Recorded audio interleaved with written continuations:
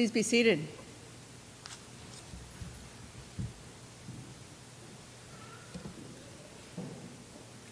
I love watching birds, but I'm not a bird watcher. I delight in watching a raptor circling above, soaring on the air currents, hunting for its next meal, or swallows darting to and fro over the meadow, appearing to fly for the pure delight of it, although they too are probably after food. And it's breathtaking to watch a flock of birds at the seashore, at the beach, flying in concert, turning in unison, or sort of like a wave. Have you seen that? And I enjoy sitting on my deck in the morning listening to the birds sing.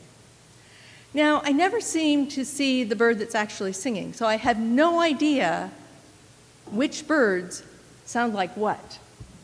And to be honest, I know very little about birds. In fact, I couldn't tell a sparrow from a chickadee from a wren.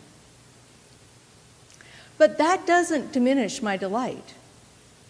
The experience of listening to their song and watching them fly enriches my life. I also enjoy tasting cheese. I'm not sure how I got started. When I was a kid, I liked mac and cheese and grilled cheese sandwiches, but that was about it. Perhaps it was because my dad's taste leaned more towards extra sharp aged cheddars, and they just didn't really set well on my tender young palate. But somewhere along the way, I must have tried some milder, gentler varieties and realized that I really did, in fact, like cheese. I expanded my experience, tasting different types of cheeses: fresh cheese, aged cheese, creamy, crumbly, bloomy-rinded cheeses, cheeses rolled in ash. I tried cheese made from different kinds of milk: sheep, goat, even buffalo. I discovered that if I talked to the cheesemonger, I could learn more about the cheeses, and they could help me choose something I would like. They even offered samples. I heard cheese described as nutty or pungent or even grassy. Now, I don't eat grass, so I'm not exactly sure what that's supposed to mean. And when I travel abroad, or even more locally, I like to stop in cheese shops and try some of the local cheese. With their little bit of English and my little bit of French or whatever, we manage to communicate, and I experience a new cheese at my picnic lunch. Now, in my life with cheese, I've reached the point where I want to learn more about it, to learn the language so that I can communicate with people a bit better about cheese. So I bought a book. I expect that as I understand cheese better, I will be able to broaden my horizons and seek out new experiences with cheese.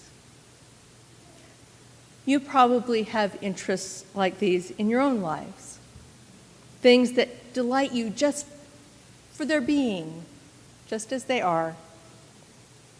And you probably have things that you know and understand more deeply and maybe even study.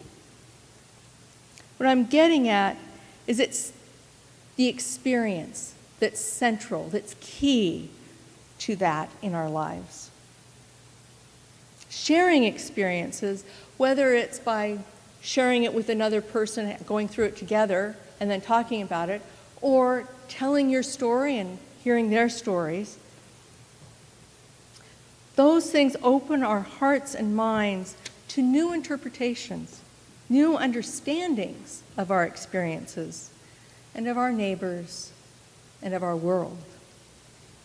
It opens our lives to the possibility of richer experiences and relationships in the future. We can also share experiences across space and time. I bought a book to learn more about cheese, but there are so many ways we can learn about what people in other places and times have experienced and how they've understood them. This is especially true when it comes to our experience with God. How often we don't recognize God in the moment. It's not until we look back on that experience and go, oh, that was God.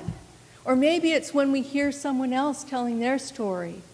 And we go, oh, now I see it. Or we can see God in their experience, but not necessarily in our own.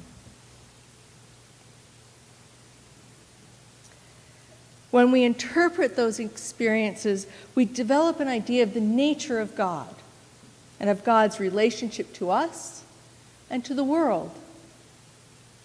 Now, on the one hand, we can delight in God the way I delight in birds, just being present with God, noticing God, chatting with God, listening to God. On the other hand, at some point in our life with God, we may want to learn more. How have people in other places and times experienced God? How have they interpreted them?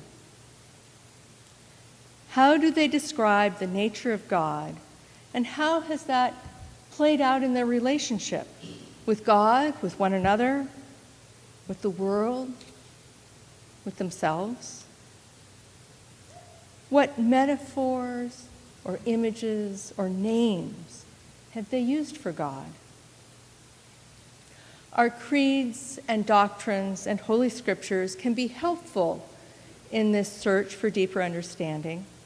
The key question is this: how do they enrich and strengthen our faith, our own relationship with God, our relationship with ourselves, with our neighbor, and with the world around us? As an example, let's look at a couple of our readings for this morning. The psalmist extols the greatness of God and the majesty of God's creation, and then wonders at how this magnificent God, out of all this magnificent creation, could pay attention to one seemingly small and insignificant person. God reveals God's self to us. God desires a relationship with us. Scripture is filled with stories of God reaching out to people and of people crying out to God and God responding. The psalmist goes on to describe humanity's place in creation as just below the angels and master of all living things. How would you describe your relationship, humanity's place in creation? In our reading from Proverbs, we hear about Lady Wisdom, who is thought to be the pre-incarnate Christ in some traditions. We heard just a brief excerpt from this very long hymn to Lady Wisdom. She is calling out in the street, at the crossroads, at the gates of the city. She calls out to all living things, offering her gifts of wisdom and understanding. She reminds them that she was with God before the beginning of the beginning, when there were no depths, no springs, no mountains or hills. Remember how Genesis starts? In the beginning, when God created the heavens and the earth was a formless void, and darkness covered the face of the deep. Lady Wisdom was with God before even the deep existed. She was with God through all of creation, delighting God, rejoicing with God, and delighting in the human race. How might this image of Christ as Lady Wisdom affect your relationship with God? Does it help you understand your own experience? Now, God is as God is. What we read or write or say or think about God doesn't change that. But our creeds and doctrines and scriptures, our images and names for God do help us communicate our experiences. They help us understand the nature of God. They can give us something of a common language to explain that which is so terribly difficult to explain. What's important to consider is this: how does your experience with God affect your life? And how does your neighbor's experience help you understand your own? How does it expand your image of God and deepen your relationship with God?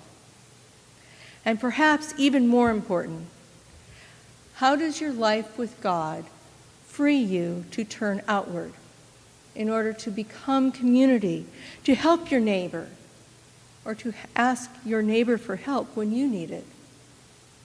After all, I could read every book ever written about cheese, but it wouldn't matter a bit if I never took a bite.